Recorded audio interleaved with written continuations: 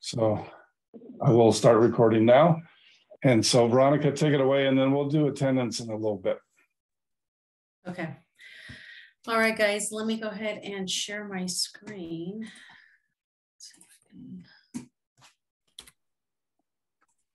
This is September 18th at 5:30 on a Sunday night class.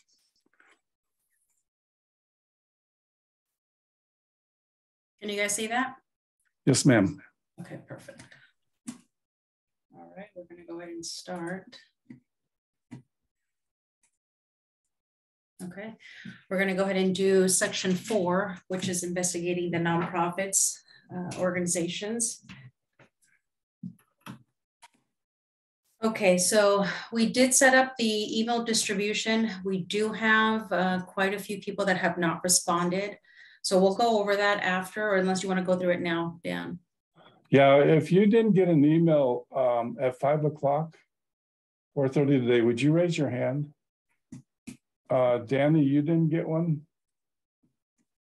Is that correct? I don't think so. I may not have checked my email though recently. Yeah, it was within the hour. If you can take a quick look at your email while we're doing class. Yeah. I saw, Marlon, I saw your hand go up. So we'll add you to the list. Danny, I'll double check. I got it. You got it? Okay. Leo and Victoria, did you get it? You did not get it. No, we did not. Leo and Victoria, I thought for sure we had you. I got an email from prior, so I used that as an extension to get in today from the last meeting. I didn't realize it'd be the same, but no, you got to need that's a different email. Correct. The one is a group email. The original ones were coming from Beth. Okay. But I need to make sure you're on a group email. I don't know if it gives you the group name. What is your email, Leo or Victoria? It's AVoice at yahoo.com. Okay, I'll double check it. Yeah, I didn't see anything, but okay, we'll double check, make sure it's good. Everybody else is good? Tara, can you confirm that you got your email, an email address, or at least a notification? Yep, I got it. Okay. So am I using yours for all three of you? Yes, taraoberts@yahoo.com. Yep, you have, and I have his too. I mean, I got the one Hurry said. This is your check email to check at 5:30. Yes. Okay. So I got it. It was 4:40. Okay, I did get it. It's spam. Oh, you got your email? Yes, thank you. All right. Okay, I so did not get an email. Who was that? And that's Wazir. Wazir. You didn't get one? What's your email? kwilliams10@gmail.com. I had sent it to Veronica at the end of the last class. William just spelled with a Z at the end. Yeah. kwilliams10@gmail. Yeah, the Z, not a S. K Williams Z. K Williams Z10. That's why for some reason we have you as an S. Okay, William with a Z, not an S. Okay, we'll fix that. Yep. Okay, sounds good. Okay. All right, Veronica, keep on going. All right, I saved my information there, Dan, for you. All right, shifting gears. Let's do this again. All right, can you guys see my screen? Oh, yes. Okay.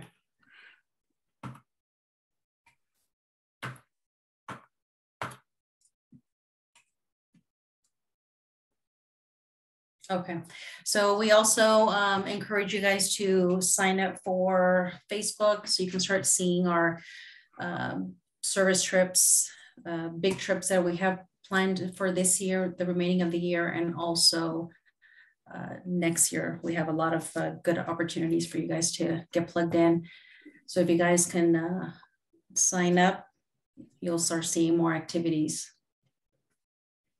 If you're on Facebook, we're not making you sign up for Facebook, or we're also on Instagram, and Instagram is Giving University. We try to do them both. And we also give you updates on all kinds of different things, not just the trips, but like we have alumni Zoom calls, and sometimes we share good videos of stuff that's going on. So we just try to make it a little more of a community. Okay. We also have the 990 analysis form that's on the Giving University website. I'm not sure if you guys had a chance to review it, print it out. Some of you already have. It looks like I can see you guys. So yeah, that's going to be a form that you're going to be using to score the nonprofits that you select. So we want to make sure you guys start getting familiar with that form.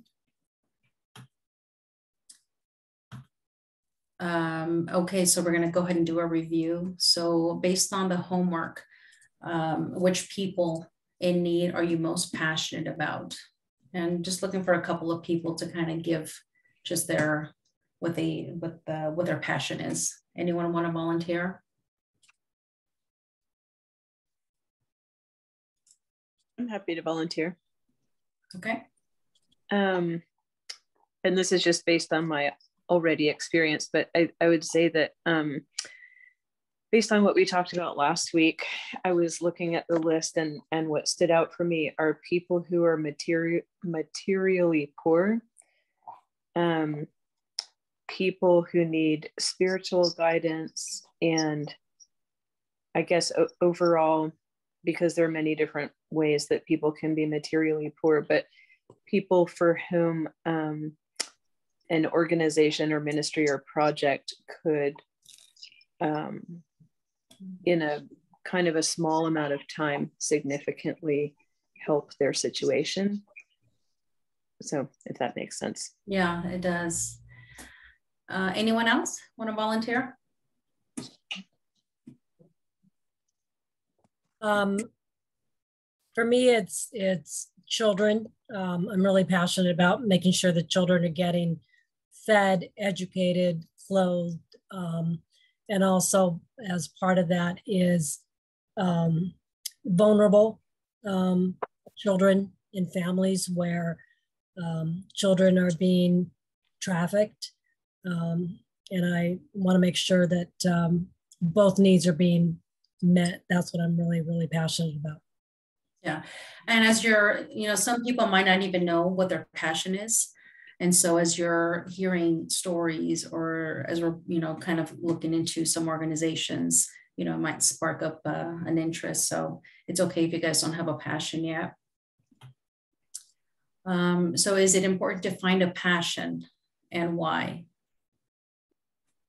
What do you guys think?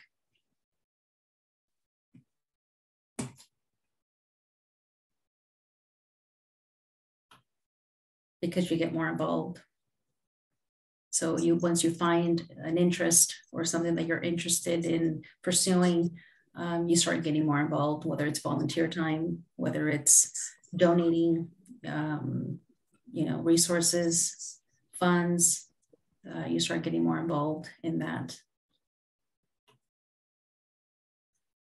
Isn't there more to life than eat, work, and sleep? What do you guys think?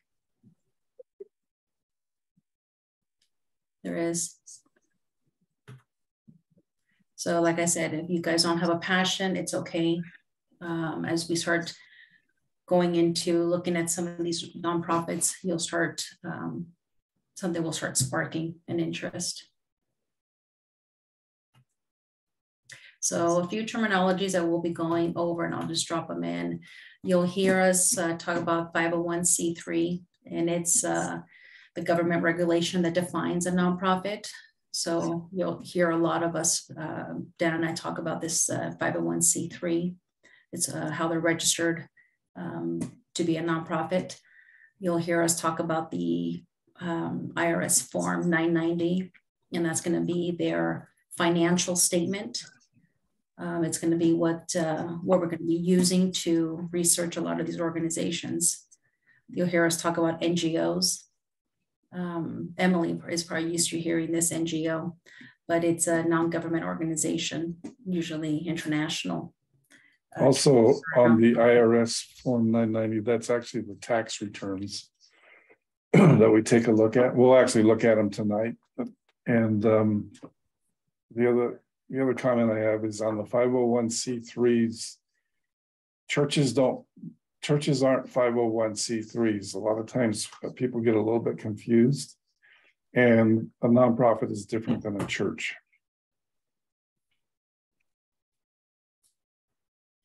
Okay. So can a nonprofit make money? And so you'll see this pencil here. For those of you who have printed the course material, anytime you see a little pencil, we'll give you all the answers. So you have all that information. So the question is, can a nonprofit make money?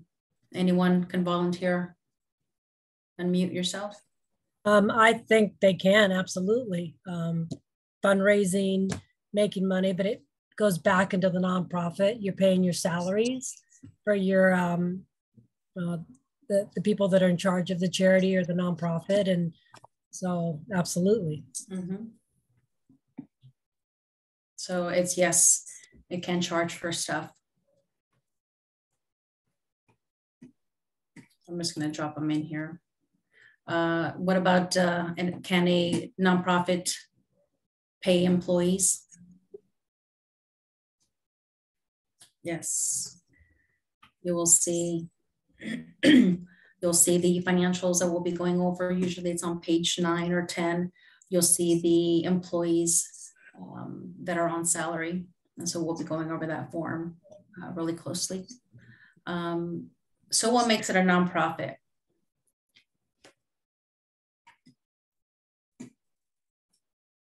Anyone want to take a stab?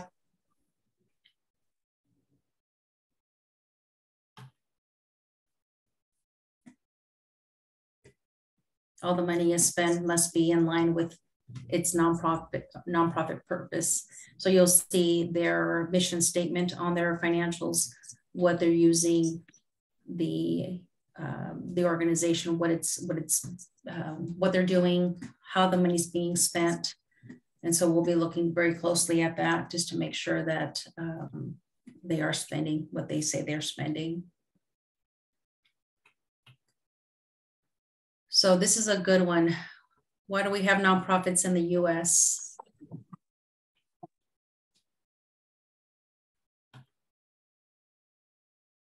So it's a tax code has become a mechanism to encourage and discourage behavior. So this is where you'll start seeing what the organizations are, how they're being run.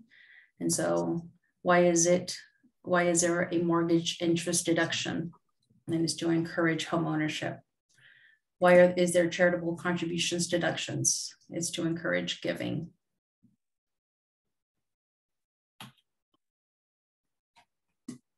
So you'll start seeing some of these larger nonprofits. You'll see that most of it's kind of like a business. You'll see very little goes back into what they said they're, what they're using, because they have so much overhead, so much salaries that they have to pay. And so we'll look at that in a few slides down.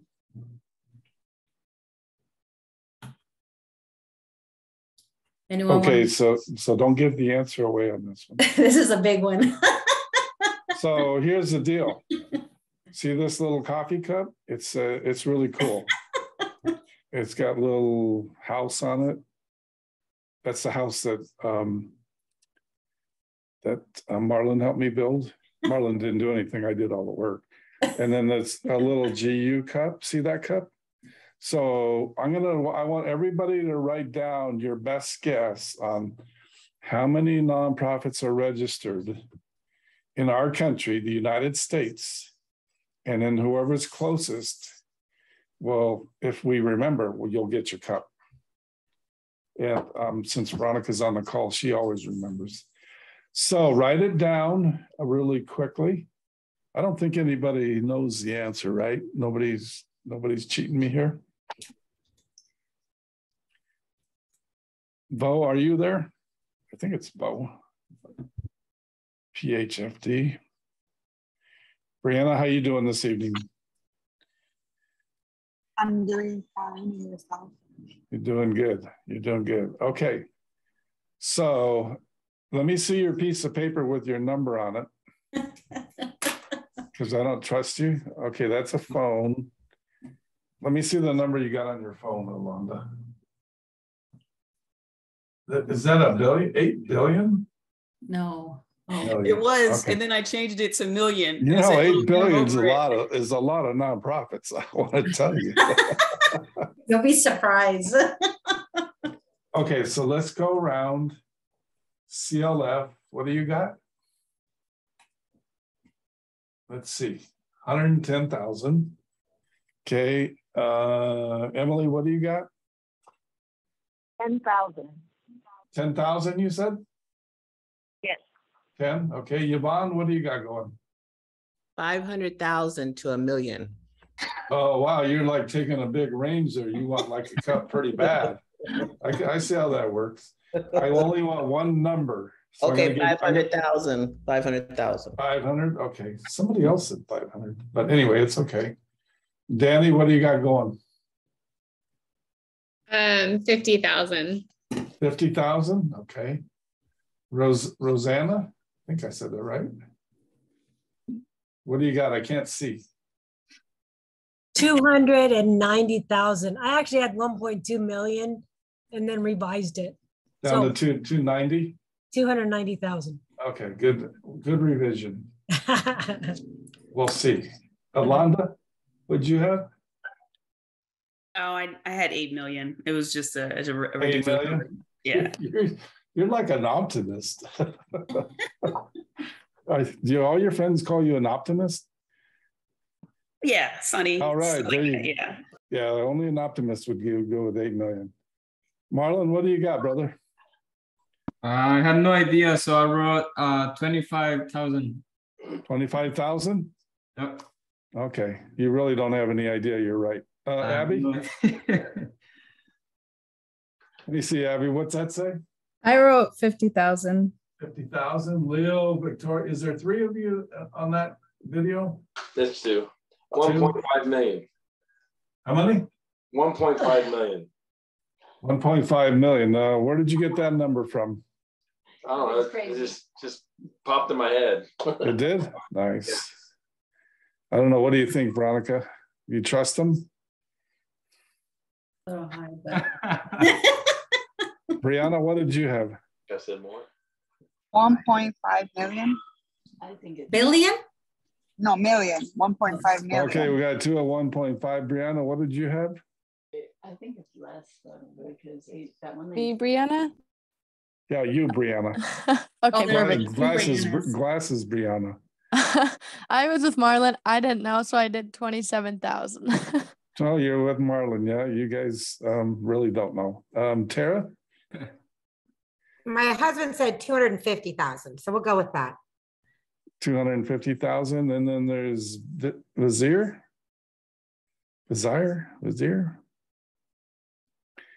Vizier's disappeared on me. Oh, there we go. 15,000.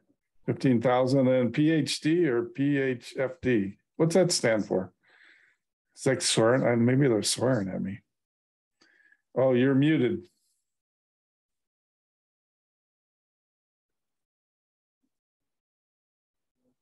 He said 1,000. He's muted though. And then Emily, you gave us a number, right? I went low, 10,000. 10,000, okay. So I had 2 of you at 1.5 million. Who was it? It was Leo and Victoria? Brianna and Leo and Victoria. Okay, so Leo and Victoria, give me a second guess. A second guess? Yeah.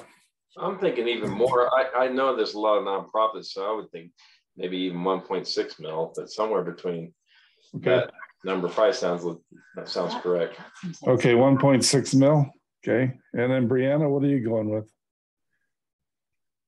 If I have to re-guess, You have to what? do I have to re-guess? Like, Yeah, well, just give me fine tune a little bit because two of you said the same number. And I'm so cheap that if two of you tie, I won't give anybody anything. Oh, yeah, that's how I rock. 1.4 million. 1.4, okay. So Veronica, what is the correct answer?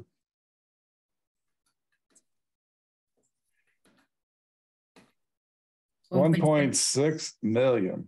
Woohoo, baby! There you go. Only 1.6 million. Yeah, that's a lot, huh? That's a lot of nonprofits. That's one reason we teach GU is there's a lot going on. So I got to make sure Leo and Victoria, make sure you send me an email. It says, where's my cup? Make sure you include the address. Yeah. Yeah, because I could drag it out for a long time. Yeah, I got to push to get it shipped out. That's good. Busted. All right, keep on. All right, going. well, that was fun. You guys all participated, yeah. So you can give to all of them. It's important to find the few that align with your interest and passion. So this is why we want to see what your passion is so that you at least can give something that, whether it's donating your time, you're, donating, monthly donors or however you want to do it, you select one that you're really interested in. I'm just going to drop these in here. Okay, so we talked about the 990 tax form. You will also come across some that are pretty small. They'll show a 990 EZ or a 990 postcard. Those are ones that we're really trying to discourage for you not to use those because they're too small. We're looking at the range between 200,000 to about 40 million within that range. So you can at least do a good analysis. You can actually score them. And so we want to make sure that they're, that's the range that you want to stay in.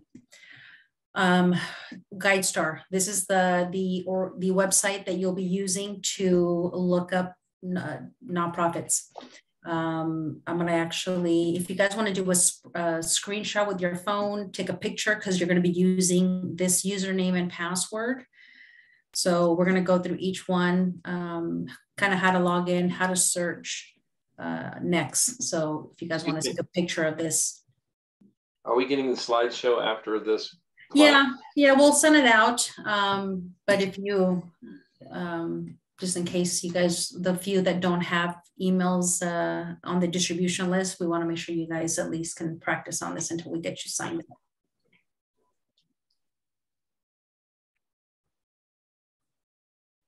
All right, we'll go ahead and move forward.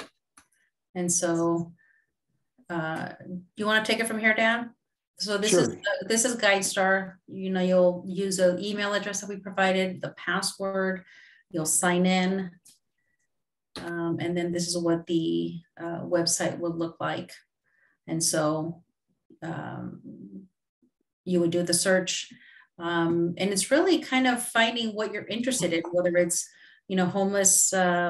The homeless that you're interested in, whether it's women's shelter, whether it's, special needs, rehab centers, there's so much out there. It's really trying to find what you're interested in. And if you have one that you're working with or that you're interested in, definitely look into that. But for those who don't have a passion yet, you would try doing some research, something in your local community within 50 miles of where you live. We want to make sure that it's local. And it's something that, we really encourage, especially now that we're coming out of COVID, where you can actually go and visit facilities.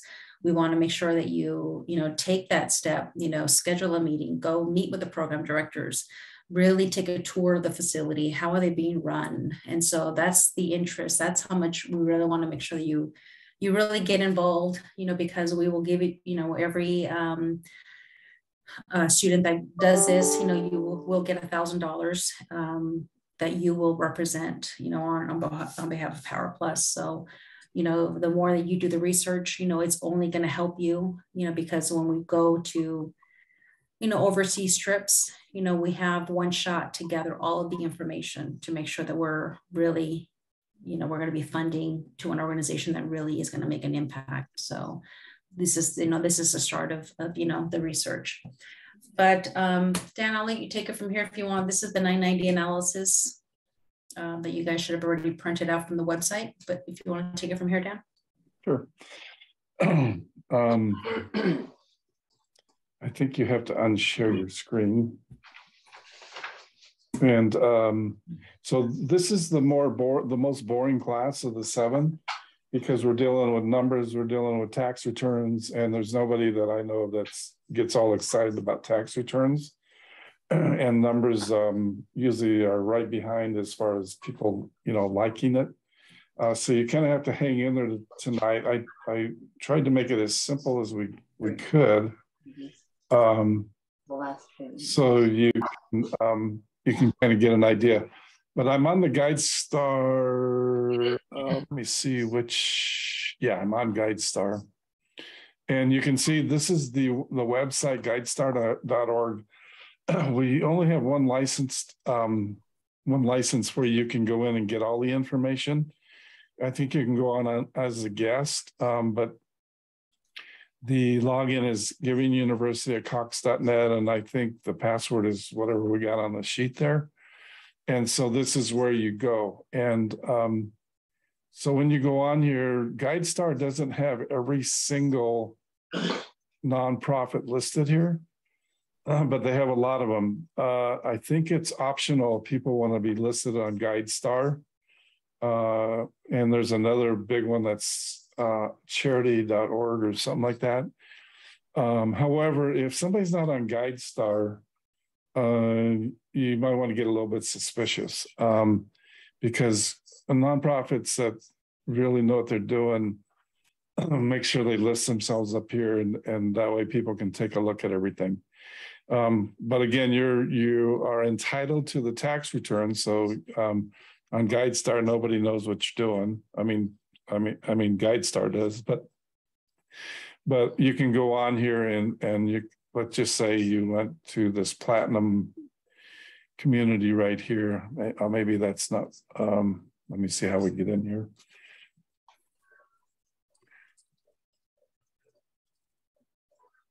So basically you go in here and you get this community center and you click on it. And this is all in the notes, and I'll also show it to you. But you click on it, it has the mission of the organization.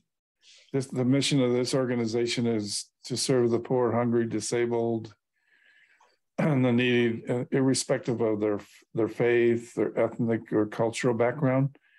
And then down here, right here, you see the tax returns. And here's where you see all the tax returns. So normally most people have their most recent year here, which would be 2021, but you can go back a couple of years if that's all they got. But if you click on there, you'll see the tax return, and you can download these tax returns. And usually that's the easiest way to kind of work on them. So anyway, that's getting into GUSundayNightGU. If during class, try not to go into GUSundayNightGU, because sometimes we use it and then you get kicked out, or we get kicked out. So it doesn't quite always work the way it should. So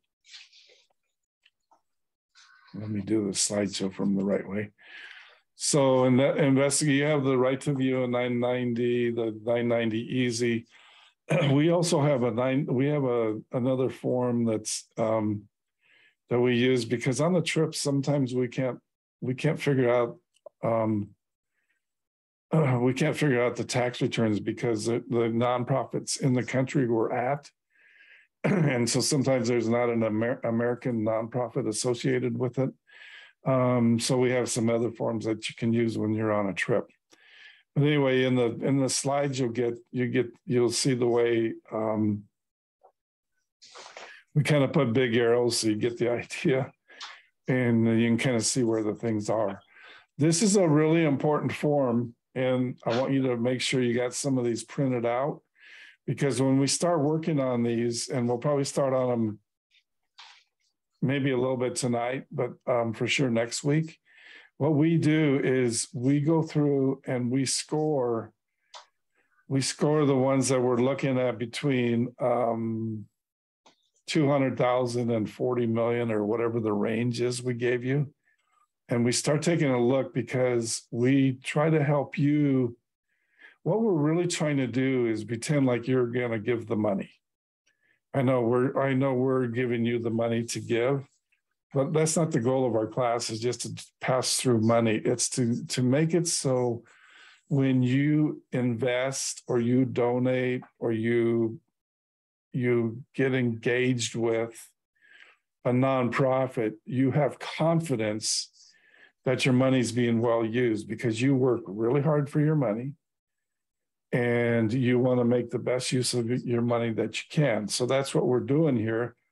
There's other ways to evaluate nonprofits, and we don't know it all, but for what we're doing, this works out pretty good for us.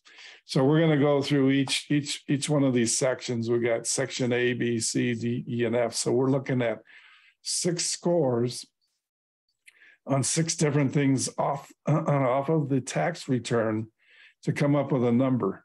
So the top number you can get in any column is a 3. So if you have a really, if you have a nonprofit that we think is good, they'll score 17 or 18 points. And so you fill these in with the points, and we help you. We try to do 5 to 10 of these, so you kind of get an idea what we're doing. And then when you turn in your nonprofit that you want a grant for, you turn one of these in, so it's scored for us. We double check your scoring, but that's what we do. So we're gonna go through and take a little bit of a look. Any questions so far? So basically, like Veronica's saying, it's 200 to 40 million. Now, if you go up to 60 million, that's fine. If you go down to maybe 100,000, that's fine. We're just trying to give you a kind of a range.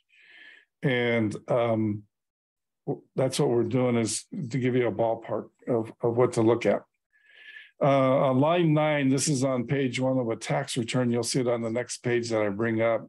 We're going to compare line 9, which is program service revenue, to line 12. And we're going to try to figure out if it's more or less than 70%. So on page 1 of a tax return, this is what you'll see. You'll see revenue, and line 9 is program service revenue. And that's basically how they're making how they're getting most of their funds.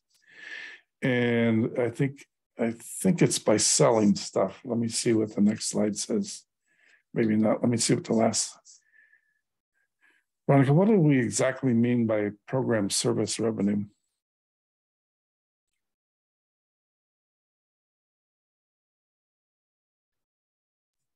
Oh, Veronica, are you there? Yeah, I was trying to unmute. Oh. It's actually what they are using, what they're using the money for. Okay. So it's how they're bringing in the money. And so we're trying to get a feel for if that's more or less than 70% of the total income. So that's what we're doing on these 2 pieces here. And I just want to highlight, go back to the other slide, Dan. I just wanted to highlight, as you're doing the research, you can see, how they, how many volunteers they have. If you look here on number 6, total number of volunteers, it says 0. So you want to know, why is it that they're not having any volunteers, or at least registered volunteers, and so that's, to me, that's one of the what I look for, to see how many people are really interested in this program. Sometimes you see it as just more of a business, and more, and it's not really, people are not really, interested and invested into these programs. So here's the one I pulled up when I was doing a random sample. So this group has 31 volunteers. Oh, I'm sorry, 849 volunteers. So that's a big volunteer group. Yeah. And their investment, see, their program service revenue is 0. And that means they're getting their money from something else. And their total revenue is 6 million. So really, they're just getting it all from grants and contributions. And we'll give you a number. I think we'll let you know how they score on this. I'll have to double check what program service revenue really means. But anyway, that's what we look at as line 9 and line 12. That's the difference of the two of them. Here we go. Right here on the big sheet. Let's go back to the big sheet. Right here, it's program service revenue measures how much of their revenue comes from charging for stuff. So maybe they're charging for meals. Maybe meals are real cheap. Maybe they're charging for hats, for T-shirts. Maybe they're charging for a teacher, something like that. So it tells us how much they're charging for stuff, almost like they're a little business.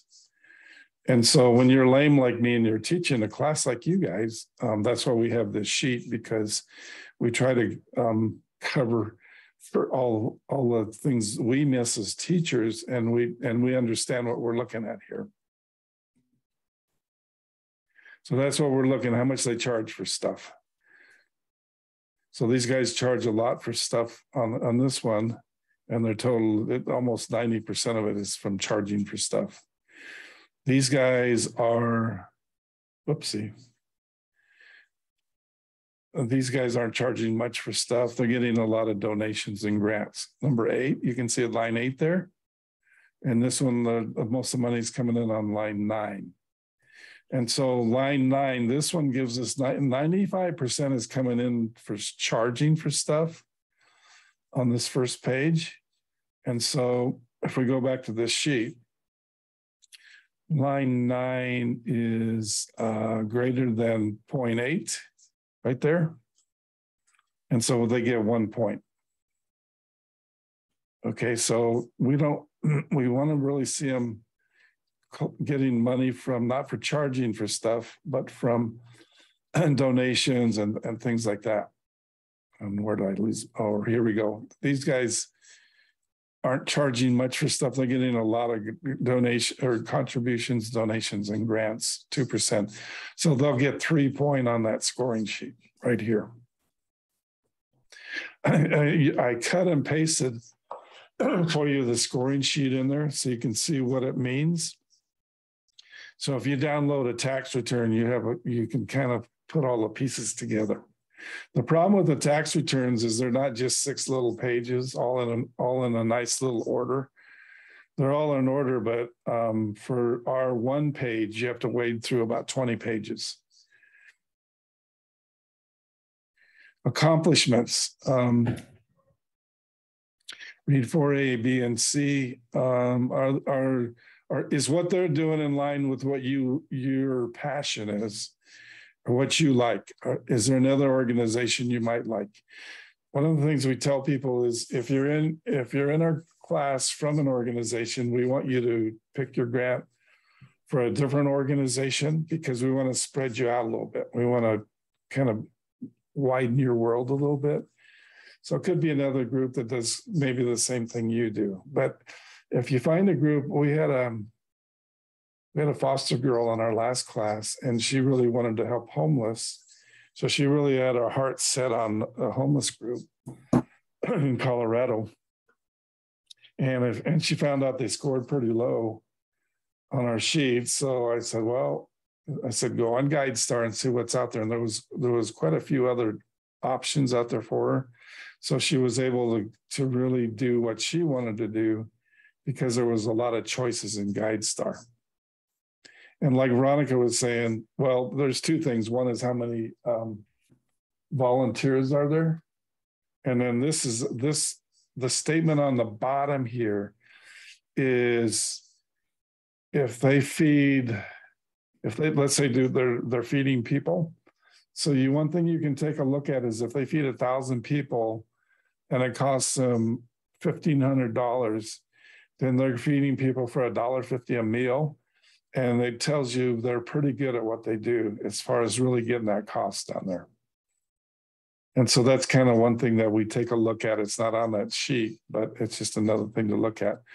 I think this group here did they taught students for testing and books and handbooks and probably coaching them. And so they had 20 students and they spent $110,000. So it was $5,000 per student.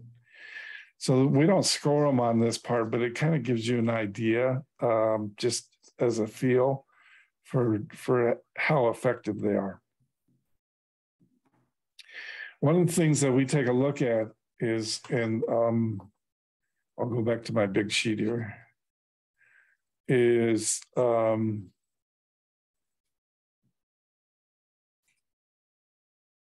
where's it at here?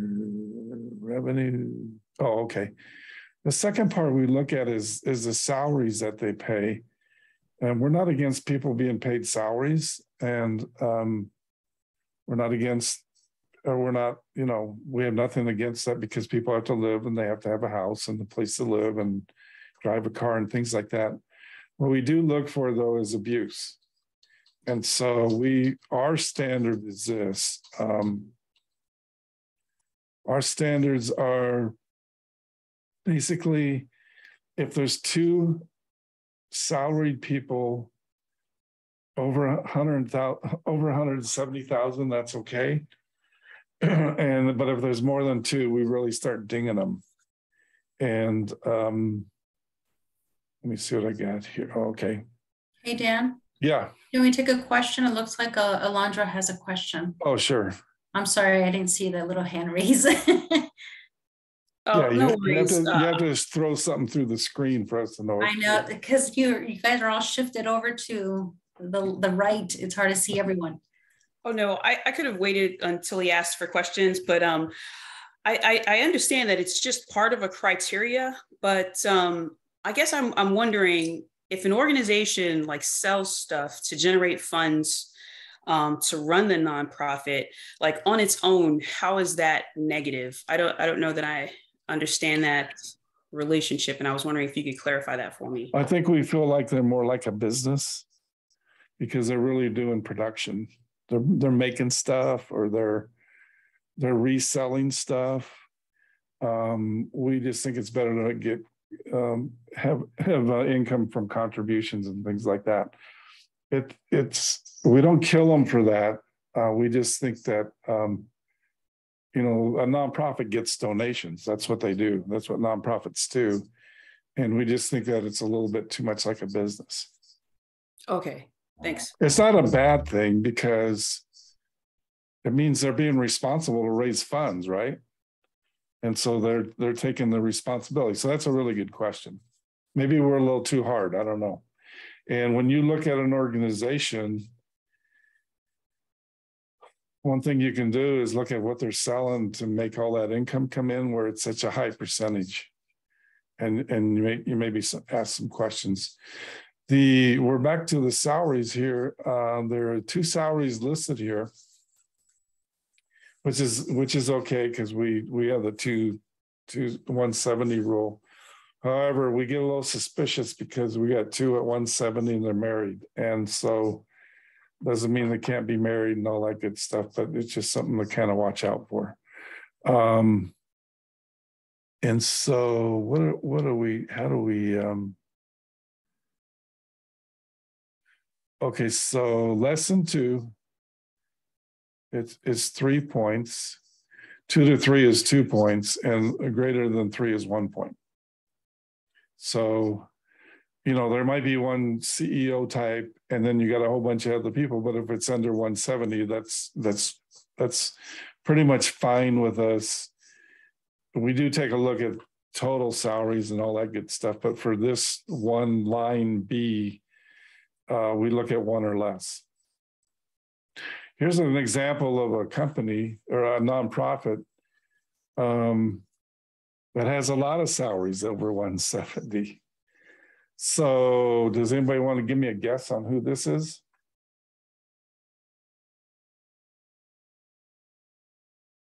See that? Look at that. That's page 1. That's page 2. So if you ever think there's not money in nonprofits, there's money in nonprofits.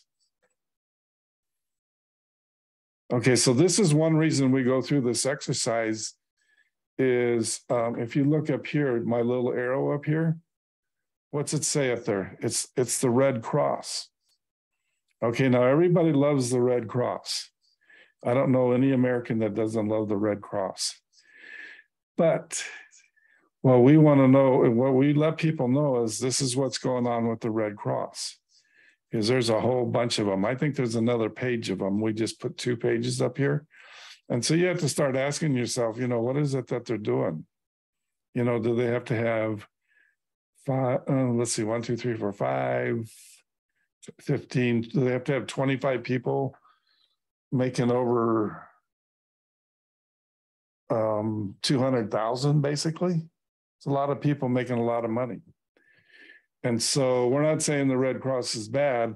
And one of the things my owner, Mr. Bray, he'll rag on the Red Cross sometimes, and there'll be a disaster. And I'll say, it's nice that you rag on the Red Cross, but I said, to help our alumni that maybe ask questions of us, they might say, who would be a good place to give the money to help the people in the tornado that just landed in Georgia last night? I'm just making that up. So if you're from Georgia, there wasn't a tornado there. And so what we try to do is we'll try to give you options on people that provide emergency services that don't have this kind of overhead. And so that's kind of why we take a look at all this. Any questions on this part? Because, you know, salaries are always sensitive, and it's like, you know, it's like, it's a hard, nobody ever likes to talk about it. But we do take a look at it. Now, one thing I thought was rather interesting is everybody averages 60 hours a week at the Red Cross. Right. Okay. Especially making those kind of dollars. Don't believe everything you see. So depending on your source, and that's the big problem in our country, of course, is, you know, what's fake news, what's real news, what's this, what's great, what's corrupt. And so you know, we all have our sources of trying to figure out truth these days. And what I did on the Red Cross, you know, one source said only 9% of the donations go to the humanitarian programs. That's pretty pathetic. Okay, only 9%. Grassley, Senator Chuck Grassley, his office found that only 25% of the donations sent. I'm sorry. He found that 25% of the money for Haiti was spent in fundraising and management, and something that the Red Cross calls program expenses. And so, anyway, my point is, be careful. And one reason I say that is we had a student in our class in South Orange County. She donated $125,000 to somebody, a pastor or something, and she got burned, and the guy was a fake. And so if that happened to any of us, we probably wouldn't want to ever give money again. And that's not quite the attitude you want to take on in life, but it's probably going to be normal if you get burned. And so one of the things we try to do is so she can recover and have some healing and someday give again. We do this class so she knows what's going on, and she gets tax returns and she sees what's going on. Now, people lie on their tax returns, they can go to jail. And so you got to trust that most what you're seeing in the tax returns is pretty straight. But that's one reason we do the tax returns, was because that really nice lady got burned big time, and it's because there was nothing like this that she could take a look at. What to looking for in the 990, page 9 is statement of revenue. So we're going to be on page 9 next. Determines how much of their revenue, the nonprofit revenue, comes from government grants. Okay, the government's granting out a ton of money, and a ton of it ain't good, and a ton of it is good, and a ton of it depends on which party's in power. And so there's a lot of up and down in this category, and a lot of it's very political. But the government maybe shouldn't even be in this business, to be honest with you, because they're picking and choosing winners and losers and all that good stuff. But anyway, that's one of the things we'll take a look on page 9. Organizations primarily funded by the government may still do great things, but their reliance on the government is a risk. I know a nonprofit that when our last president was here, they got a $500,000 grant from the government. When the new president came in, they lost all 500,000. And so it happens. Divide the number in 1E by the number in 1H. Is it more than 6.6 or 60%? We use on the 990 analysis, we kind of do decimals, but it could be percentage. So if you remember your math classes, it's 0.6 or 60%. We have both forms actually. So we're looking at page 9, and we're looking at government grants, and we're looking to see what the total of all the money in is from government grants. And this one's pretty high because government grants are at 5.6 million, and their total revenue is 7.1 million. So what we look for is if they're getting more than 0.8, if you can see right there on the little boxy thing here, if they get more than 80% or 0.8 from government grants, we give them 1 point. We don't think that's really the best way to operate. It's nice if they get it when they get it, but you're subject to all kinds of, whims. If you get between 0.6 and 0.8, you get 2 points. If you get under 60%, we give you 3 points. And 3 points is our top score. Does anybody have any questions on that piece? I told you it would be exciting, didn't I? Okay, page 9 or page 10. This is the functional expenses, like, what's it cost to run the place? What are you spending on promotion, things like that. So look at line 1, it's grants to other organizations. Now, what's happening with some nonprofits is they're getting a bunch of money in and then they're distributing the money. Okay, so they get a pool of money and then they distribute it to a bunch of other people. And so that's one of the things we take a look at. If it's high, the organization is primarily just giving funds to other organizations and requiring administrative overhead to do so. So they might be getting in $1,000, and then they may be receiving $1,000, and they may be giving 900 of it out and keeping 100 for overhead. So that's how they're making their money. Divide line 1 by line 25, and it'll make more sense when you actually see the page. So here's on page 10 of the tax return. You can see the numbers, grants and other assistance to the domestic organizations and domestic government. So this is money that they're passing through.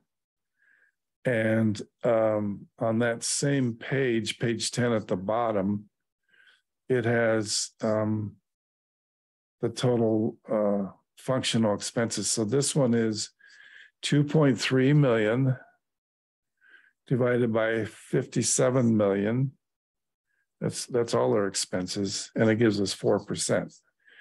And so for 4%, we give them 3 points. It's pretty low amount, we think that anything better than 60% is actually good.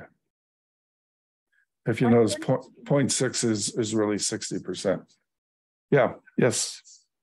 Are you using 25A or 25B? 25A and B are the same, but it's 25A. 25B, I'm sorry. I think my arrow may be a little off there. It happens to be the same number, but you're correct. That's the one. The correct answer is D, is my little page, the 990 analysis page. So it's 1B by 25B. And 25, my arrow is off by one column. I think they just happen to be the same numbers.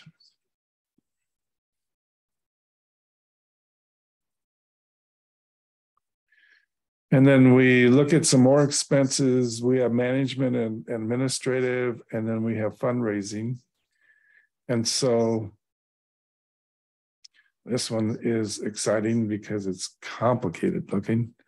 But on page 10, we're at the bottom of the page. And so management is column C, which is 518. That's just managing the place, office expenses, things like that. And so this nonprofit's at 518 divided by 8.6 million, 8.6 million. So they're in good shape because they're at 6%. Our best scores are under 10% or 0.10. Fundraising is the far column, and it's at 3%. And then smaller numbers are usually better. Although I will say this, on promotion and fundraising, some people get down to 0. But I always say this, if you got a story, if you got some great things going on, you need to get out there and promote it and share it and fundraise for it. And don't hide your story under a bushel, so to speak, because you got a story. You got some great stuff going on. And when you're not marketing it or fundraising it, you're not telling anybody. And I think that's not a good thing. So 0 in that would get you a 3 on our score sheet, but I think it's nice. It's better. It's good to be between 5 and 10%. So again, this is our sheet, and I'll go through it one more time. And this is where we get our total. If you add up all your scores, if they get under 15, you can go ahead and turn it in, but it won't be approved. We'll just tell you that ahead of time. I've had people turn in 12s, but I said, well, you can do what you want, but it doesn't matter. 15 or 16, it may or may not be approved. 17 or 18, it more than likely will be. If it's 15 or 16, we more than likely want you to go get more information because we respect the fact that you like it, but we want you to understand why they're getting a 15 or 16. And we want you to go ask them a little bit more about what's going on. And maybe there's some good reasons. We're not trying to slam it down and say no way, but we're trying to point out some things so you have an idea of what's going on there. Is there any 990s in your handouts?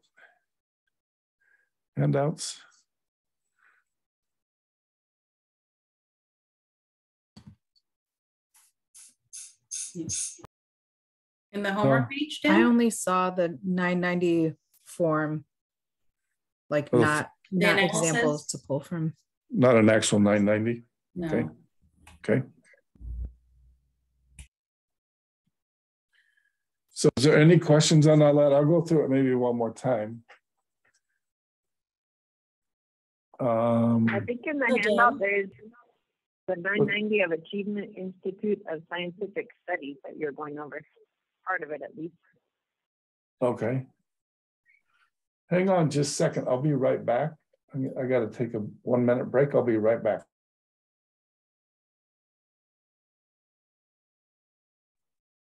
Does anyone have any questions? I know it's a lot of looking at the financials. So if Dan and I can help you guys kind of, look at the numbers, we can, we're here as a, like I said, another layer of support just to make sure you guys are scoring them.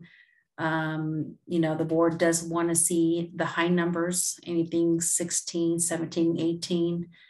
So as you're looking at the organizations, just kind of keep that in mind. If you think it's going to be low, have a backup, so at least you have a backup. So we're not holding, because once at the end of the class, you'll submit it, and Beth will, take it to the table. The board will review it. If they approve it, that's great. You guys get, $1,000 to go take that check over to that organization on behalf of Giving University. And you guys are the ones doing the work. You guys are telling us what's out there. And so that's great, that we want to be able to, empower you guys to, bring an organization that we haven't heard of. So, oh, we have 2 raised hands. Hold on, guys. Who is it? Anyone have a question? Yes. Tori asks the question. Are we about done? I just wondered if I can leave now and they'll count as me being in this, because I have a client I have to go put to bed, and he asked me to come early. Normally I don't have to be there till 8:30, but is that okay? No, if you just give me a coffee cup, we'll be even. Oh no, I'm not giving up that. It's all yours. It's really simple. I don't drink coffee anyway. That's messed up. I want it. All right. Well, thanks for letting us know. All right. We'll still give you the coffee cup as well. That's how Veronica is. She tries to take stuff away, and I always. I do, because I want to give you guys some good stuff. We'll be raffling even a Giving University hat. That's right. It's coming up. Yeah. All right. It looks like Rosanna. So one of the criteria that I just saw is that the organization has to be within 100 miles and helping people in our community. So the question is, if it's an organization within the community, but they're helping a country overseas, is that now not a company that we want to vet for the donation?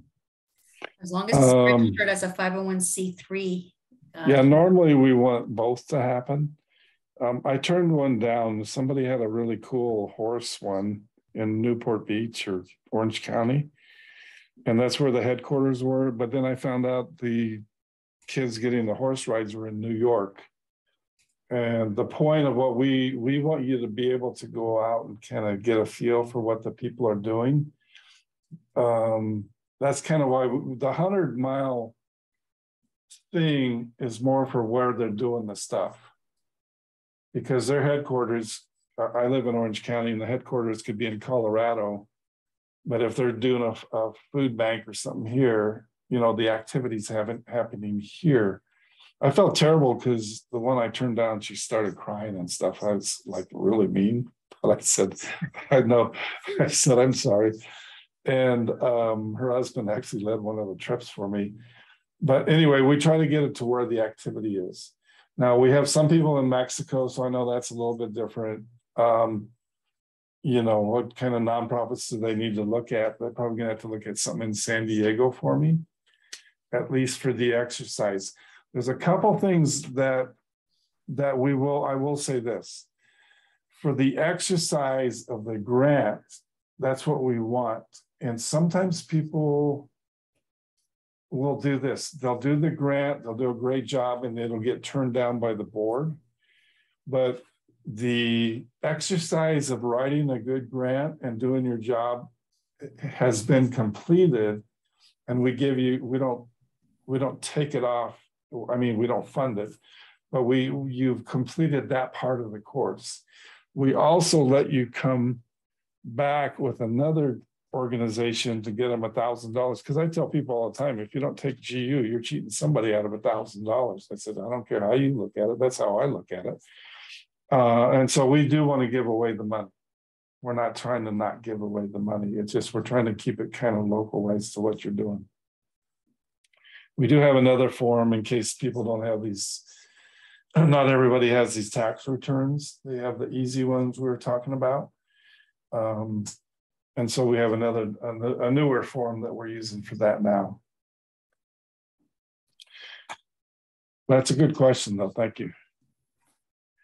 Also, another question, I was just wondering, do people who live in the same geographic area ever team up and choose the same, like, is that permissible or is that frowned upon?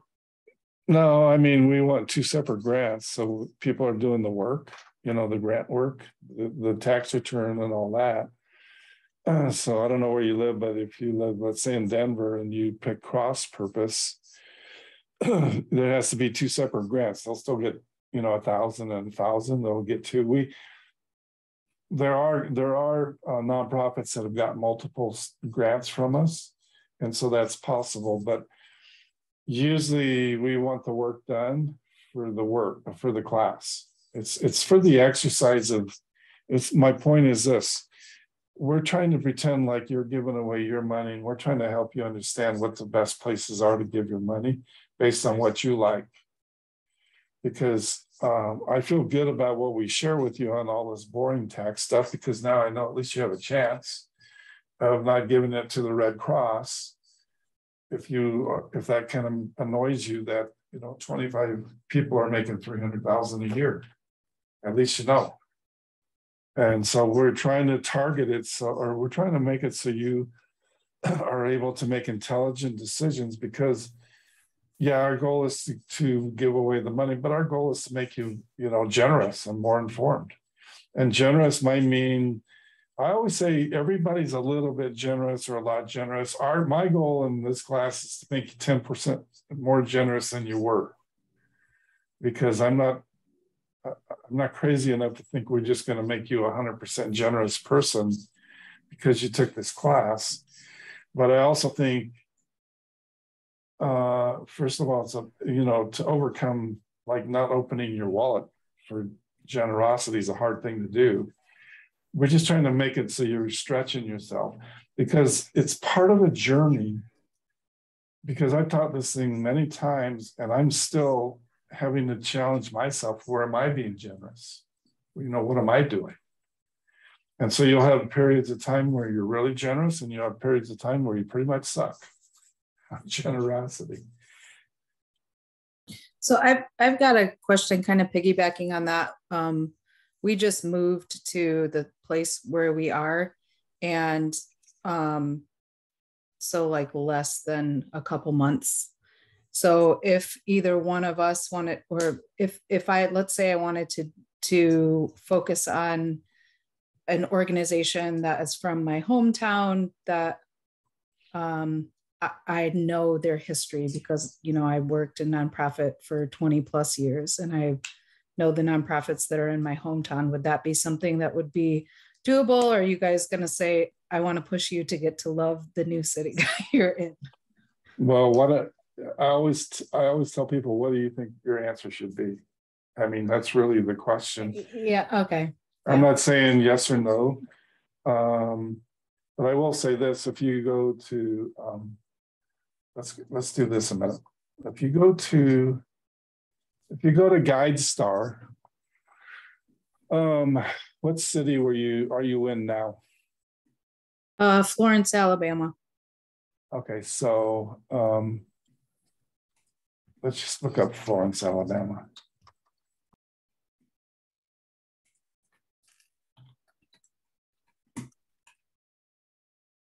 And so you can pick your state there. And do you know the zip code there? 35630.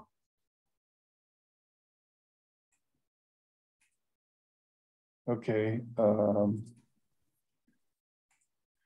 So you can, when you do a search by wherever you are, right now you got 374 results. And so I think really what you got to do is this: you need to, because we'll probably let you do either one. We'll let you decide.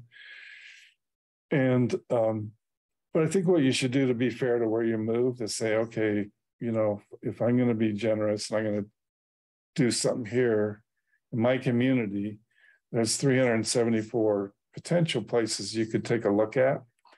And you can also sort them based on what they do. Let me see. Let's just say homeless. So you got 25 organizations that help the homeless in Florence, Alabama. To be quite honest, the reason why I'm asking is because when y'all first told us like where to go, I went and took a glance, and there were a couple words that are offensive words that were in some of the, at least offensive to me, that were in some of the nonprofits. And I was like, I know the area I moved in is not the same as the area I moved from. Sure. And what if I don't find something that follows the same passions that I have in this area that demographically is very different and still has very old language, especially when it comes to mental health and that kind of stuff, developmental disability stuff. That's why I said we'll let you choose. Okay, thanks. How's that? But I want you to at least take a look. Yeah. And I also want to encourage you not to be, everybody's a little oversensitive these days. And I just want you to be careful with that, because we use that as I think as an excuse sometimes, because the world's a mean place. It just is. Mm-hmm. Yeah. And life is mean and life sucks. And so I tell people, try not to be offended by stuff that doesn't really matter. Like I'm Dutch. And so somebody's prejudiced against Dutch, I don't care. But I have to be really careful because maybe they're prejudiced against something else that is close to me. And so I just encourage people to be careful with not letting that hold you back in life, because everybody's got a problem and everybody has stuff that they don't like. And our job is to try to not offend people, but it's also to not be overly offended by stuff that goes on. But anyway, you can take your pick. So anyway, that gives you an example of this new area in Alabama. You can see all the stuff going on, because I think a lot of times people will have no idea this much stuff's going on in their community. And we just like you to at least take a look and see what's going on there. Any other questions? I'm going to run through these slides one more time, because it's really complicated. And I want you to do this week. I want you to download a 990 and try one of these. Next week, I want you to come and say, I tried something. Let's see, somebody was trying to log in. I think Sandra was trying to log in. I don't know if you saw it, Veronica, or maybe you can't let them in. I'll let her in if she wants to log in. But I'd like you to download a 990 of something you kind of like. Just go in there and type in homeless. There's homeless everywhere.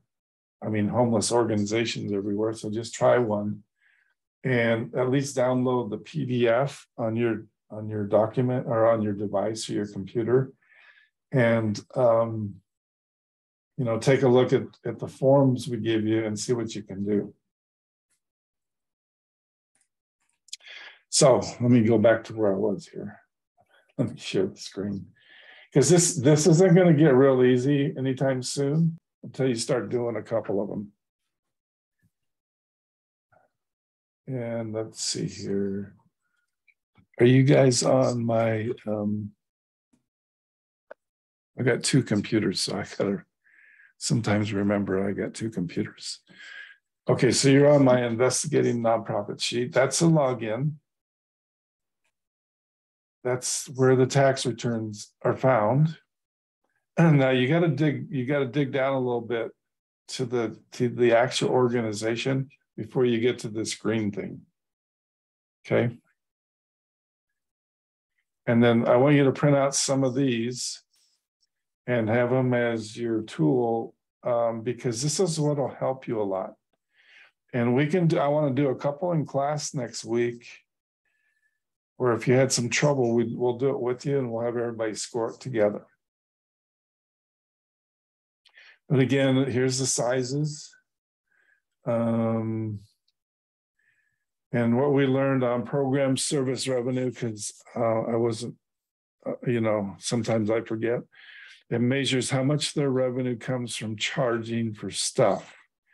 And one of the questions that came out, it was a good question, is what's wrong with that? And there may not be too much wrong with that, but we want them to also be a nonprofit with, contributions and grants and not just a business. And we had two different scoring. We had one that was really high, charging for a lot of stuff, and one that was really low. What are their accomplishments? These guys were doing students. They were doing stuff with students. They're probably helping disadvantaged students, I'm guessing. And so we just took a look, and this isn't on your score sheet, but this gives you an idea of the cost per unit, of what things cost per unit. For example, a good example is our friends that build houses in Mexico. Their cost per house is about $7,000 or $8,000, and so that one unit that's what it costs, which is really inexpensive from an American perspective. It's not quite the same house, but it kind of gives you an idea of how effective they are with money. The highest compensated employees. And again, we look for 1 over 170. If it's two or three, it's 2 points. If it's greater than 3, it's 1 point. We don't ever give zeros. I just noticed that. So everybody gets at least a 6. But that's what we're looking for on this page. And you can see, I don't know, what do you guys think about this number? Because nobody says anything in class right now. Is this like bad or good? Give me some feedback. Rosanna, what do you think? I look at those numbers and I think I would like to do more research to find out, how much their development is, how much is actually going to the charity, to Red Cross. But that's a lot of money. I mean, a lot of money. Okay. Danny, what did you think? I mean, I think I agree. It's an awful lot of money that could potentially be going to other places. Okay. I think it is. I think it's surprising to most people. I don't think people know what goes on here. And this was when I took the class the first time. I was like shocked because I go, really? And so that doesn't mean you don't give to the Red Cross, but it also means you're a little smarter about when you give money. Is your $100 doing much? Okay. But it also means if there's a disaster in Kentucky, like there was last year in December, how can you help those people in Kentucky? We did a GU trip to help build a house, rebuild a house, or build a house for somebody in Kentucky. But there's groups also that when the disaster hits that week, they can help the people out. And because our goal isn't to not help people, it's just to make a little smarter about how we do it. Brianna, what did you think? Any thoughts? Brianna? Hi. Sorry, I was unmuting. So what were your thoughts about these numbers? Just more, I need to understand it more and practice more. I guess it's in a way confusing at first. Okay. Yeah, it's very confusing at first. My more direct question is, what do you think about these for the Red Cross? The compensation numbers of the Red Cross. Yeah, I didn't know that because I've actually donated and know a lot of people who do. Right. And I never knew that. Okay. More than 25 people make over 200,000. Yeah, it's probably 300,000. Oh, wow. Okay. So anyway, if you have something like that come up, just go do a little more research. Go to the places you trust the fact checking, so to speak. and try to figure out what the true story is. Haiti was abusive to no end. I don't know. Did anybody get to watch our movie Poverty Inc.? Leo, you got to watch it. Emily, you got to watch it. Leo, what did you think about Poverty Inc.? Or Abby, what did you think about Poverty Inc.? I thought it was really eye-opening. In fact, Alonda and I were talking about a point in, what was it called? I think it was point 4 in the how to give or something like that. Whatever we talked about. Yeah, tip number 4. Tip number 4. How to be more generous. And how to be more generous. And we were talking about like having a conversation about like people doing things for themselves and how much power that gives back to them, and what can happen when there's handouts and stuff. So anyways, I thought it was good. I thought it brought up a lot of good points and a lot of good things to think about. And I think that it was not a like, that's the end of it when it ended. I think it gave a lot to just like ponder on and look at and dive a little bit deeper into. Okay. Leo, did you watch Poverty Inc. also? Yes, I was pretty impressed with the actual transparency of the film. Seeing Clinton say, hey, this has not worked, and just everything that went back and forth. I think that, you know, we face the same problem here in Colorado. I've been spending a little bit of time on the streets. I have a homeless person who's living with me right now, and we've had several come in that we've have been able to try to see restored. And it seems like the same thing. We throw money at a situation, and we're seeing the same people years later with the same issues and the same problems. So where do we, you know, I'm more on the practical side of things, and where do we actually are promoting where monies are going to actually see the people come out of that situation, not continue in it with a handout. Right. Okay. That's good. I think one of the things in Poverty Inc. was, I think it was the tennis shoe guy was giving free tennis shoes away. And part of what was happening is that was taking the place of the manufacturing and jobs in Haiti. And so you just have to take a look at it wherever you're doing some stuff. Is this taking the place of something else that could be, is it shortchanging the culture that it's in? Because really, if it's hurting jobs in the culture, that's not a good thing. Because we can donate money and give people money for food, this, that, and the other thing, but the thing that helps them the most is work, a good job, you know, income. And so if we're messing that up, I think that's something we got to really take a look at. Anyway, I got a little sidetracked there. Pay revenue grants. How much is the government throwing at them? And you know, the more money that they get, the lower their score is based on government grants. There's a ton of abuse here with government grants, just amazingly amount of fraud, and it's just, I don't even know why they're in the business, to be honest with you. I think they could help mentally ill people and a few things like that, but they're throwing money at everything. It's my little rant.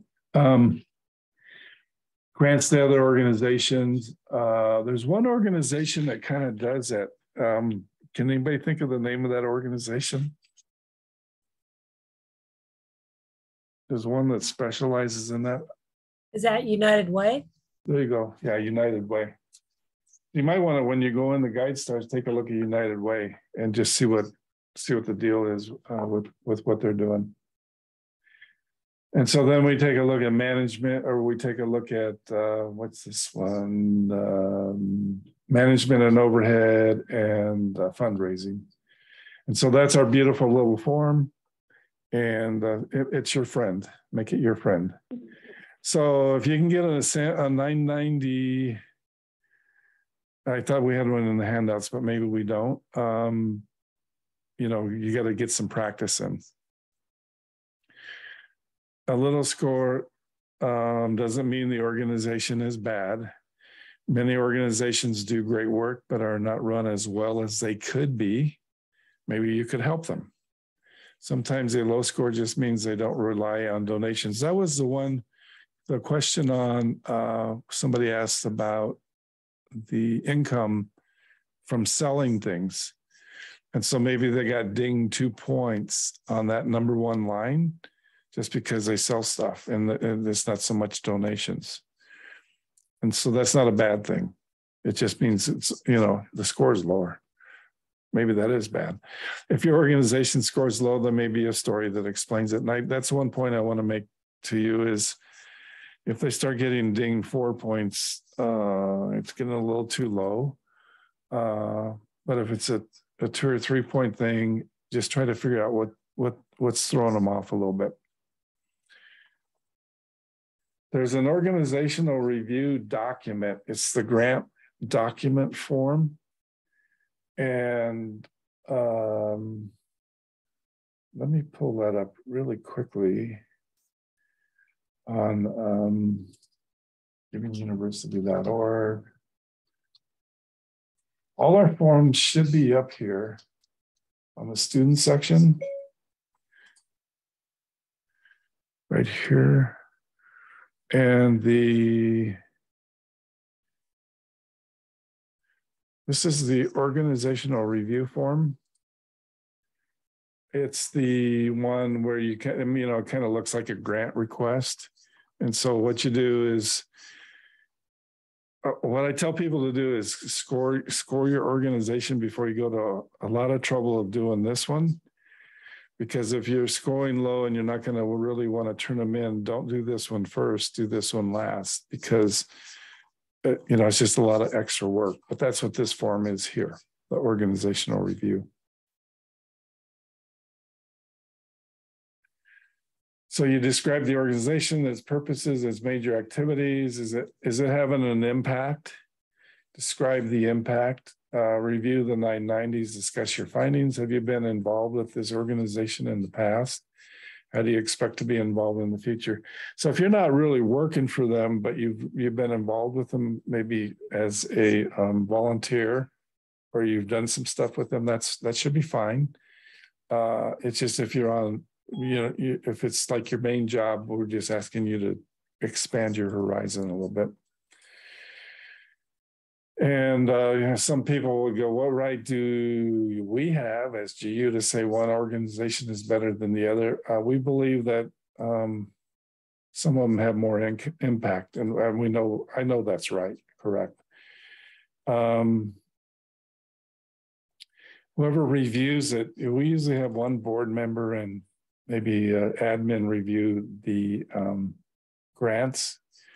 And when they're turned in correctly, almost all the time, we almost always approve them. Sometimes we'll come back with some questions. I'm going to show you one little video here. I'm going to let you watch the follow-up video, but let me get down there. It was a CNN thingy. Here we go.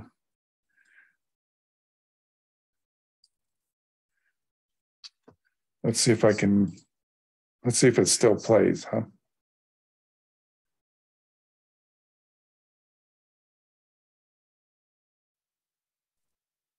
I think I get a commercial for a couple seconds. So just stand by.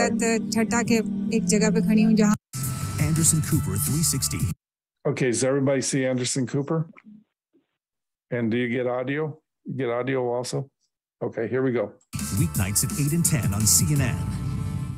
Keeping them honest tonight, a year-long investigation by the Tampa Bay Times, the Center for Investigative Reporting, and previous reporting here on AC 360 shows that a small but aggressive segment of the charity world seems to care little about actually helping others. Instead, it generates six-figure salaries for some of the people who run the charities and feeds a multi-billion-dollar professional solicitation industry that only cares about profit. And what we've also found out is that no matter how blatant the scam or how obvious the proof is that donations are being squandered, no one seems to be going after them. CNN's investigative correspondent Drew Griffin tonight, keeping them honest. Drive down these country roads outside Knoxville, Tennessee, and into this small industrial park, and you'll find the headquarters of a family conglomerate of cancer charities that return lavish salaries to their owners but according to their own tax records, donate very little to dying cancer patients. And the last thing the people running this charity want to do is answer questions. Don't turn your camera on me, okay? Across the country, in Mesa, Arizona, another outpost of the conglomerate. It's called the Breast Cancer Society. Its CEO and executive director, the man escaping in the truck, James Reynolds Jr. Excuse me, sir. Mr. Reynolds. Hey, excuse me. Mr. Reynolds, right here, buddy. Mr. Reynolds? Hi. Hi, can you stop for a second? No, where are you going, Mr. Reynolds? Mr. Reynolds? Back in Knoxville, there's another cancer charity, the Children's Cancer Fund of America.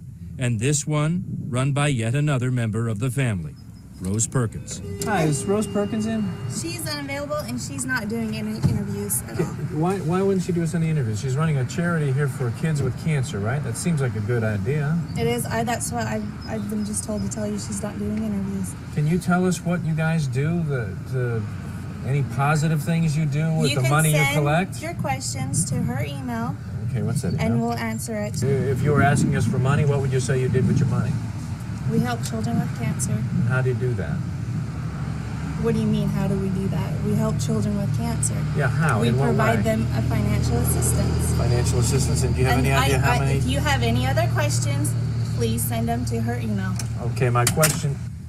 Rose Perkins did email us and tell us her charity has a clear conscience because we feel we are making a good difference in people's lives, but also told us an interview is not something we can consider. That may be because of the questions we'd like to ask her and the other members of her extended family, who are essentially making a living on your donations. Rose Perkins, the CEO of the Children's Cancer Fund, is paid $227,442 a year. Her ex-husband, James Reynolds Sr., is president and CEO of Cancer Fund of America. He gets paid $236,815. And James Reynolds Jr., president and CEO of the Breast Cancer Society, has a salary of $261,609. It's money that comes from donors like you, who in 2011 sent these three charities $26 million in cash. How much of those donations actually went to helping cancer patients? According to the charity's own tax records, about 2% in cash. Example, the Cancer Fund of America raised $6 million through its fundraising campaign in 2011 and gave away just $14,940 in cash. But that is not what you would hear from the telemarketers hired by the Cancer Fund of America, run by James Reynolds Sr. Okay, how much of my $10 will go to, who is this to? Cancer Fund of America Support Services. Cancer. 100% Okay. of your donation goes into the fund where we purchase medical supplies for these cancer patients. We also do the hospice care for the terminally ill, and we supply over 600 hospice offices with medical supplies all over the United States. But how much of my $10 will It goes go? 100% towards the charity itself. I'm calling directly from the charity and not a telemarketing agency. Oh, well, that's great then. According to the Iowa Attorney General's office, which gave us these recordings, those phone call statements are one great big lie. The callers were telemarketers being paid to make the call. The state of Iowa fined the telemarketing company $35,000 for making false representations. As for donations to other charities, the Cancer Fund of America claimed on its 2011 tax filings it sent $761,000 in so-called gifts in kind, not actually cash, to churches, some hospitals, and other programs around the country. When we called or emailed those other charities to check, many of them said they did get something, things like these supplies. But several of the groups told us they never heard of the Cancer Fund of America or don't remember getting a thing. The Cancer Fund also takes credit for serving as a middleman, brokering transfer of another $16 million worth of gifts in kind to individuals and other charities, many of them overseas. Those contributions double up, both as revenue and donations on the same tax forms. back at the Cancer Fund of America's corporate office, even the chief financial officer, who, by the way, has a salary of $121,000, couldn't explain what was happening. We just have all these, North Mississippi Medical Center, never heard of you. Yolanda Barco Oncology Institute, nothing. Helen Hadsell was able to win any competition she took part in. She was known as the contest queen. I know that's one of the ones that we looked at, but again, you would have to talk to him. The him is James Reynolds Sr., the founder, who finally told us in an email his board thought it unwise to talk to CNN, even though in a different email he called the news of phantom donations, quote, most disturbing. As for his son, James Reynolds Jr., and his charity in Arizona. Hey, how are you? The camera needs to stay outside. Okay, can he stay right there? Is Mr. Reynolds here? I'm sorry he's not in right now. The public relations officer for the Breast Cancer Society, Christina Hickson, who, by the way, is married to James Reynolds Jr., sent us emails telling us the Breast Cancer Society's guiding mission is to provide relief to those who suffer from the effects of breast cancer, and that we've made a difference in the lives of tens of thousands of men and women, but declined our request for an on-camera interview. And when our camera found James Reynolds Jr., he made sure we got the message with a single finger salute. Drew, this is just unbelievable. I mean, you've done so much great reporting on this, on veterans charities that are scams, but I mean, these people's faces, I feel like, should be put on T-shirts, and everybody should see their faces and know their names, because what they're doing is just horrific. The fact that they're running away like cockroaches from your cameras, I mean, that tells you all you need to know. If you're running a charity and you're asking for people's money, you have nothing to hide. I mean, if you're doing nothing wrong, you should have nothing to hide. It's unbelievable to me. What's your estimate on how much cancer patients and some community groups actually did receive from the Cancer Fund of America or these other charities? We took a look at these IRS tax records, their own reporting, along with the Centers for Investigative Reporting and the Tampa Bay Times. Anderson, we think it's just about 2%. Think of it. You give one of these charities $1, they'll give 2 cents in good to somebody out there. And that's just, you know, kind of our best guesstimate of this. It is really, as you say, it's ridiculous. And the fact that it's like fathers and ex-wives and girlfriends and brothers, I mean, this is just insane. These people are probably living it up at country clubs in their communities, and I bet people in their communities have no idea of what they are doing, of the people that they are socializing with. And these people should be, you know, put on posters, I feel like. Are regulators concerned? Because it certainly seems like they should be. Look, you and I have been doing these stories now, Anderson, for 1.5 years. Now, we do know, we have a source with direct knowledge that says that the Cancer Fund of America leaders have been deposed in part of a multi-state review of these charities by various state agencies. But let's be honest, we've been laying this out for 1.5 years. We've had interest from the Senate Finance Committee. I'm coming to you live from Cincinnati, where IRS workers had time to review applications for Tea Party groups, but nothing seems to get done when we lay it all out. We and our partners have a list now of the 50 worst charities in America on our website, and we're showing you how bad it is. I just don't understand why no one in government, whether it be state or federal, can do anything to stop this. Do we have still photos, control room? Do we have some still photos of these people? Because let's just put them up. I just want to look at these people again and say their names. James Reynolds Jr. there on the left, James Reynolds Sr., the charming guy who said his board thought it wasn't a good idea, and Rose Perkins.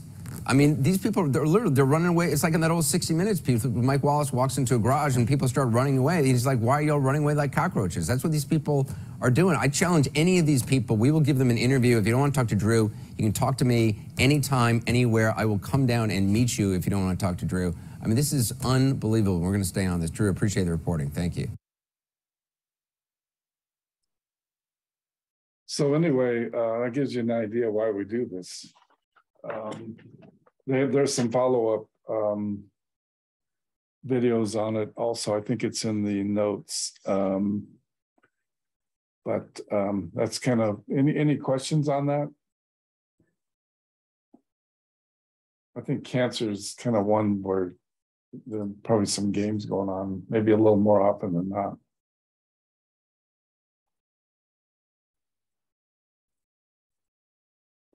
Hey, Veronica, were you able to get attendance okay?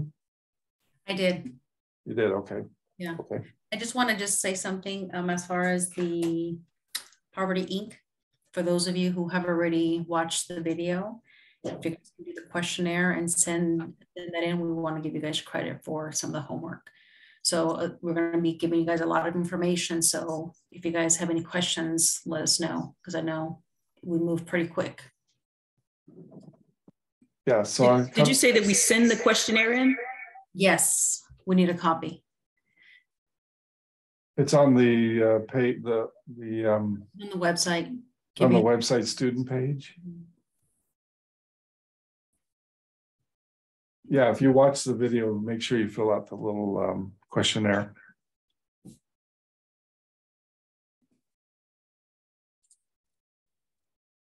So anyway, on the notes you'll get, there's a follow-up to that CNN story. I'm going to show you, I'm going to finish with something positive. We're going to show you a couple of our little GU trips, and we got 10 minutes left, so I'm going to get you out on time. And we're going to go to Lebanon in 3 or 4 weeks. And so this is just kind of one of the little clips from Lebanon. Lebanon has a really serious refugee issue because everybody gets in a war and people don't have nowhere to go except Lebanon. And they get a lot of Syrian refugees. Imagine from Ukraine, they're getting some refugees and things like that. So it's a little 2-minute clip, 2 or 3 minute clip from the trip coming up. And then I'll show you one little Mexico clip. So let me play that for you. Let me share it and play it.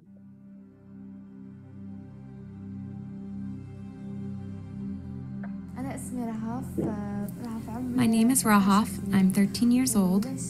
Because of the war in Syria, our house got destroyed, so we came to Lebanon. My brother was killed over there as well. I was devastated by that. I saw him alive, and then I saw him dead. Of course, I came to Lebanon as a refugee. I couldn't go to school for 3 years, but then we got the chance to meet Mr. Bashir, and we were registered with Heart for Lebanon. We started receiving aid, and I entered this school.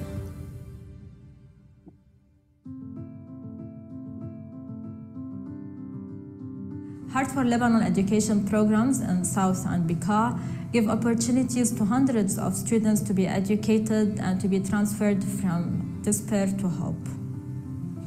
The teachers in our Hope Center are not just teaching the kids. Every day they came here with a great energy and love and smiling. You can see the teachers hugging each and every student in the morning. They listen to their stories. So you can see the teachers with a great power, and they are here to show the love of Jesus Christ.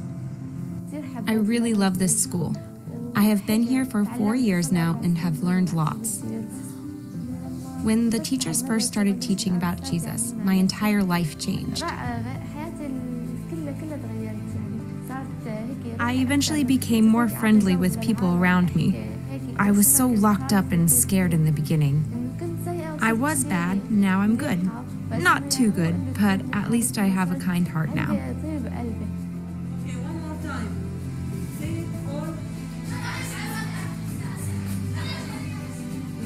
I've made a goal to become a nurse. I'd love to help the poor and teach others about Jesus.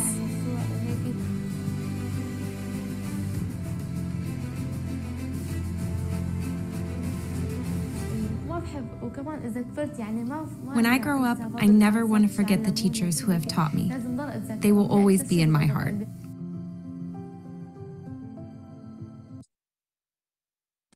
Anyway, that's the trip coming up. And I had a question. We are supposed to quit at 7. I got mixed up a little bit. So I'm 23 minutes over, not 7 minutes short. So my apologies. And reason I got confused, we used to start a half hour later. And so like I went back in time. And so I will make sure we're done by 7 almost all the time. So that was a good question. All right, any final questions? Mr. Williams, I'm going to put kwilliamz10@gmail.com. And I think that's it for now. And I have one quick question, if you don't mind. Sure. I just, either next Sunday or the Sunday after, I'm going to be traveling for work, so I'm going to have to do a makeup class. Is it a different Zoom link, and do I need to request ahead, like yes, I'd makeup? Yes, it is a different link. Make sure you check with Beth. Okay. And tell her what night, and she'll give you the link. It'll be a different teacher, and but that's perfectly fine. Okay, great. Thank you. You got it. And